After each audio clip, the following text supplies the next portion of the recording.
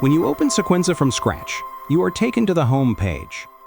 From there, you can either set up a new project using the buttons in the left column or load a file from disk using the buttons in the right column. The top left button allows you to create a new project.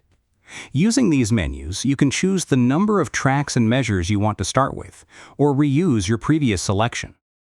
Let's create a first project with a single track. The application opens in the first editor. You can check it in this palette of the toolbar. Or you can check it from this menu, which also allows you to learn shortcuts. The timeline initially contains only one measure. This is because we left the measure menu set to auto, but the timeline will automatically expand to fit its content anyway. Okay, let's continue. To close a project and return to the home page, this button is the easiest way. Now let's increase the number of tracks and try again. This time, we enter the multi-track editor. Let's see how to quickly customize the main properties of our tracks using the instrument editor, which opens by double-clicking on the track header. In this editor, you can set most of the instrument properties.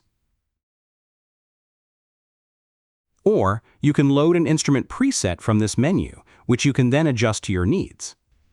You can then confirm or skip to the next track and continue. In addition, you can add, duplicate, or delete instruments in the middle section of this view called Navigator. You can also do that from the Structure menu, which offers most of the global operations you can perform to organize your project. The second button opens the Setup wizard, where you can organize your project before opening it. On the first page, you can create instruments and define their properties, as we've already done in the instrument editor. You can also start from a predefined set of instruments that you can then customize. When your set of instruments is complete, confirm to continue. On the next page, you define the main properties of your timeline: time signature, tempo, and global key. Finally, when you press the confirmation button from this second tab, the new project opens based on your choices. The third button allows you to start a project from one of the numerous templates. That's the same collection we've already seen in the Setup wizard. Note how the number selected in the home page's Measure menu is also used here. This is the case for any new project. Okay, now let's look at the second column. The button at the top right opens a file browser that accepts any Sequenza project or template, as well as any MIDI file. When you select MIDI files from the Filter menu, the import settings are displayed so that you can modify them if necessary. Any MIDI file opens directly in the last editor, called Block, styled more like a classic MIDI sequencer. The next menu simply lists recently used files.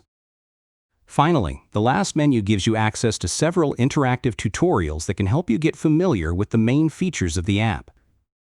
Each tutorial guides you through several steps. Instructions are provided in the comment view, which replaces the mixer view here. Since the comments automatically adjust to the context, you mainly follow these steps by navigating through sheets and sequences from the Navigator. That's it! We've covered the main ways you can use to start a Sequenza project, whether by creating it or loading it. In the next part of this tutorial, we will go further into editors and some related concepts. Thanks for watching, and stay tuned!